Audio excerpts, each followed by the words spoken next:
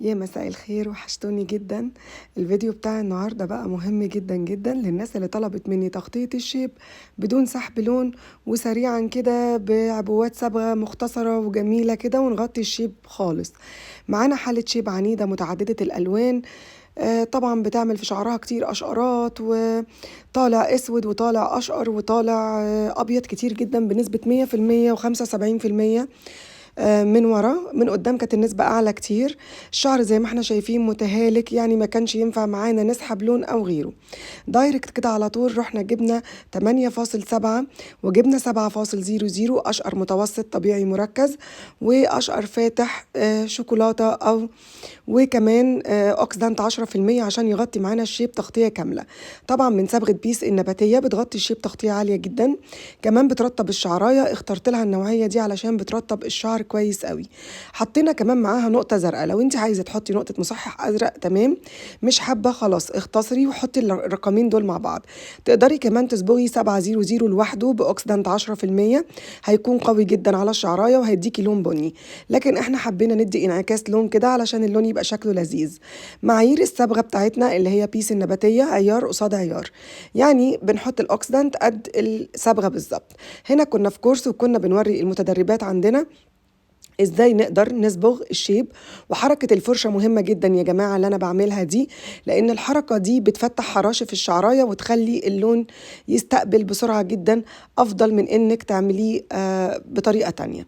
خدنا مراية الشعر داير ما يدور من الجنبين، وبعدين اخدنا المراية الامامية كلها طبعا، وبعد كده بدأنا نوزع صبغتنا وغذينا الشعر بالصبغة كويس قوي.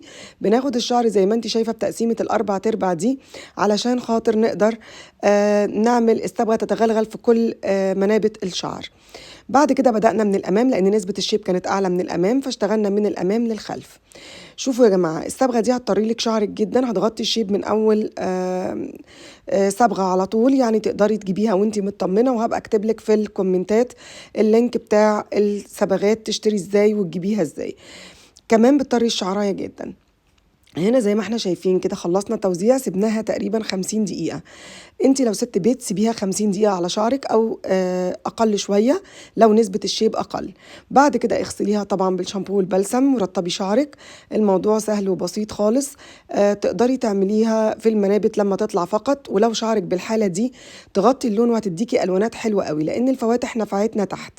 حتى لو غوامق هي بتديكي الوانات بنية جميلة جدا، ولو شعرك اسود بيور هتفتح لك درجتين او 3 درجات عن الشعر الطبيعي. يعني في كلتا الاحوال نقدر نستخدمها بكل بساطة. هنا زي ما احنا شايفين بقى وزعنا الصبغة وسبناها تقريبا 50 دقيقة على الشعراية، وبعد كده غسلنا. انا بشوقكم للنتيجة لان النتيجة بجد كانت رائعة.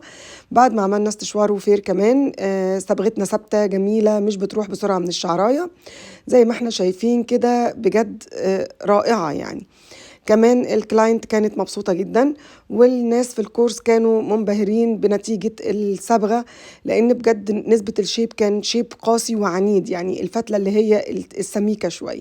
نشوف اللون مع بعض كده، ولو عجبك الفيديو ما تنسيش طبعا ان انتي تكتبي لي الكومنت الحلو ونفسك في الوان ايه من غير سحب لون، لان ده اللي هشتغل لكم عليه المره الفيديوهات الجايه. كنت بقول لكم الكورسات الجايه، معلش بقى اخر الليل ولسه راجعه من الشغل، عشان تشوفوا احلى الوان. هنا كنا لسه بنشوف النتيجه بنكشف عنها، كان لسه شويه، كان فات تقريبا تلت ساعه بس، كانت غطت بنسبه كبيره جدا الشيب. يعني الموضوع كان ابسط وسريع جدا. سبتها 50 دقيقة كاملين بصراحة علشان خاطر أضمن إن الشيب اتمسك وبقى كويس جدا. نروح نشوف النتيجة مع بعض بعد ما غسلنا بشامبو كلاريفاين برضو بتاع بيس اللي بيحافظ على لون الصبغة. لون جميل جدا، مايل للأشقرات كأنه مخصل، وده كان لأن عندها فواتح قديمة في شعرها. زي ما احنا شايفين كده حاجة جميلة. الشعراية كمان طريت معانا قوي بدون ما نقص، ولكن كان الشعر محتاج قص لأن الشعر تالف شوية. النتيجة جميلة. لو عجبك الفيديو ما تنسيش لايك وشير وسبسكرايب، ونكتب الكومنت الجميل نفسك في ألوان ايه بدون سحب لون، وحاول أعمل لكم أكبر قدر من الألوان علشان خاطر تتعلموا كل ما هو جديد، وكمان علشان الأعياد داخلة ورمضان داخل، ونقدر نعمل ألوانات بسيطة وسهلة وسلسة في البيت. وده بناء على طلبكم، لأن ناس كتير بتطلب مني الفيديوهات بدون سحب لون. أتمنى لكم كل خير، وكل سنة وانتم طيبين يا رب. رمضان مبارك.